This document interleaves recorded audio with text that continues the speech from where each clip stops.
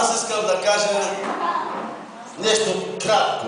Сутринта ми се обади брат Митко, айде ще идваш ти 4 викам, веднага идвам. 5:30 пристигнах. После, слава на Бога, после отидехме горе на Тродос, обикалям там, къде ще вземат водно. Мера, измервам, викам, тук няма да се побера.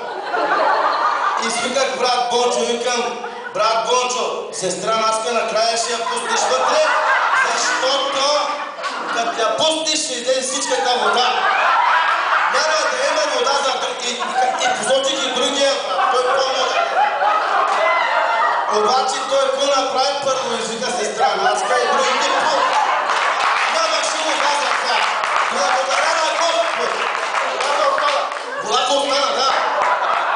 Защото водата е свята. Амин.